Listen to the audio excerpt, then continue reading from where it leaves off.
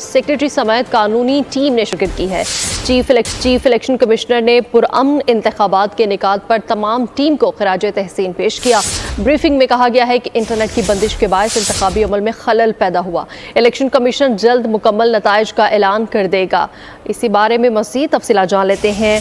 नुमाइंदा बोल न्यूज़ जुल्करनैन इकबाल हमारे साथ मौजूद हैं। जुल्करनैन, चीफ इलेक्शन कमिश्नर की ज़ेर सदारत इजलास जारी था, क्या अपडेट्स आपके पास इस हवाले से? देखिए, चीफ इलेक्शन कमिश्नर की ज़ेर सदारत ये इजलास हुआ था जो अब खत्म हो चुका है, जिसमें तमाम मेंबरान के अलावा सेक्रेटरी और जो कानूनी टीम इलेक्शन कमीशन की लॉ विंग के अफसरान है उन्होंने शिरकत की और ब्रीफिंग दी गई। जो उनका इलेक्शन कमीशन का शोबा इलेक्शन है उनकी जानिब से, और चीफ इलेक्शन कमिश्नर ने पुरअमन इंतखाबात के निकात पर न सिर्फ इलेक्शन कमीशन के अफसरान को बल्कि जो सिक्योरिटी पे मरमूर अफराद थे उनको भी खराज तहसीन पेश किया। और चीफ इलेक्शन कमिश्नर को ये बताया गया उनकी टीम की जानिब से कि जो इंटरनेट की बंदिश है और मोबाइल सर्विस मुअत्तल की गई थी उसकी वजह से इलेक्ट्रॉनिकली नताइज की ट्रांसमिशन में ताखीर हुई।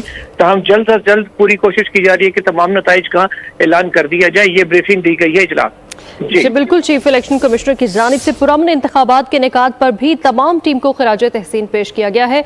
जुल्करनैन इकबाल हमें आगाह कर रहे थे, बहुत शुक्रिया।